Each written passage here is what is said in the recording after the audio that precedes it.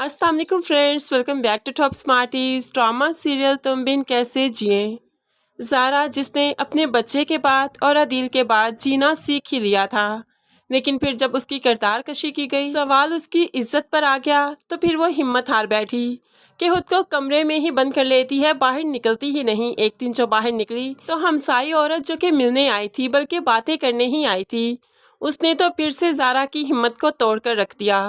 ज़ारा अब दुनिया से कट जाना चाहती है, सिर्फ एक कमरे में बैठी रहना चाहती है, जिसकी वजह से साद और घर वाले बहुत परेशान हैं। तभी तो साद ज़ारा से बार बार मिलता है। बेशक ज़ैनी को अच्छा लगता है या नहीं, लेकिन साद को किसी की परवाह नहीं, सिर्फ अपनी दोस्त की। वो ज़ारा से मिलता है और कहने लगा, ज़ारा ज़िंदगी बहुत छोटी है, हम लोग ज़िंदगी को दूसरों के सामने वजाहतें पेश करने में ही गुजार दें तो अपनी ज़िंदगी कब जिएंगे। जिंदगी खुद के लिए जीनी चाहिए। लेकिन ज़ारा किसी की बात नहीं समझ रही। तभी बाप भी ज़ारा को समझाता है तो ज़ारा अब रोने लगी और कहने लगी, मेरी वजह से सब कुछ हुआ, मेरी वजह से अम्मी से उनका मेका उनका भाई छूट गया, और आपका भी तो सर झुका हुआ है, आप भी किसी के सामने नजरें उठाकर बात नहीं कर सकते। तो बाप ज़ारा को तसल्ली देता है कि ऐसी कोई बात नहीं, जब हम सब तुम पर यकीन करते हैं तो किसी के बहतान की हमें कोई परवाह नहीं। तुम जिंदगी जीना सीखो, तुम कमरे से बाहर निकलो बेटा। ऐसे ही बाप ने जो हिम्मत दी तो ज़ारा में थोड़ी बहुत हिम्मत आ ही गई, इसीलिए तो वो बाहर निकलकर आज पौधों को पानी दे रही थी। लेकिन फिर माशरा कैसे जीने देगा जब अदनान जैसा किराएदार घर में बिठा रखा हो, तो फिर तो ज़िंदगी जीना और भी मुश्किल हो जाता है। अदनान ने ज़ारा को इस तरह से जब बाहर देखा तो आकर उसके करीब आ जाता है, उसे छेड़ने की कोशिश करता है। उसे लगा कि ज़ारा अकेली है, उसे किसी मर्दाना सहारे की ज़रूरत है, तो क्यों ना वो सहारा मैं ही पेश कर दूँ। ज़ारा तो बुरी तरह से घबरा जाती है और कमरे में चली गई, रोने लगी कि क्या अब ये दिन भी देखने हैं कि हर कोई आता जाता मुझे छेड़ेगा।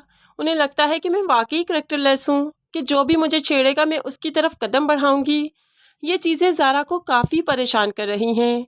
लेकिन अब अदनान अच्छा बनने के लिए मंजूर साहब को ज़ारा की दूसरी शादी का मशवरा भी देता है, जो कि मंजूर साहब को काफ़ी अच्छा लगा। रात के वक्त लॉन में बैठे अपनी बेगम से बात करते हुए कहने लगे, सरवत, अदनान ने आज मुझे एक मशवरा दिया जो मुझे काफ़ी अच्छा लगा। अभी मैं सिर्फ तुमसे बात करना चाहता हूँ और किसी से नहीं।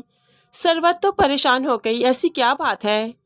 तो यहाँ पर मंजूर साहब बता देते हैं, अदनान कह रहा था ज़ारा की दूसरी शादी कर देनी चाहिए, और अगर देखा जाए तो इसमें कोई बुराई नहीं। हमारी ज़ारा खूबसूरत है, प्यारी है, अभी जवान है, उसके आगे पूरी ज़िंदगी पड़ी है। अब ज़ारा माँ बाप की ये बातें सुन लेती है और उसे तो बहुत दुख हुआ, क्योंकि वो अदील की जगह किसी को नहीं देना चाहती, अदील के अलावा किसी के बारे में नहीं सोचती। इसीलिए तो ज़ारा अपने माँ बाप से बात करेगी और माँ बाप मान भी चाहेंगे कि ज़ारा दूसरी शादी फ़िलहाल नहीं करना चाहती। लेकिन अदनान साहिब जो कि चाहते हैं कि इस घर में हर वक्त टेंशन का माहौल बना ही रहे, वो ज़ैनी और साद में मिसअंडरस्टैंडिंग क्रिएट करना चाहता है, जिसकी वजह से वो साद और ज़ारा को करीब लेकर आएगा, सबकी नज़रों में लेकर आएगा कि ज़ारा अगर यकीन दिलवाना भी चाहेगी कि वो साद से नहीं मोहब्बत करती, उससे शादी नहीं करना चाहती, तब भी माँ बाप को अब ज़ारा पर यकीन नहीं होगा। वो रोती धोती अपनी सफाई पेश करती रहेगी, लेकिन कोई यकीन नहीं करेगा, और बाप फैसला करेगा कि तुम्हारा निकाह साद से आज ही होगा, उसके बाद मैं तुम्हें अपने घर में नहीं देखना चाहता। ज़ारा की आजमाइशें तो जैसे कभी ख़त्म नहीं होंगी।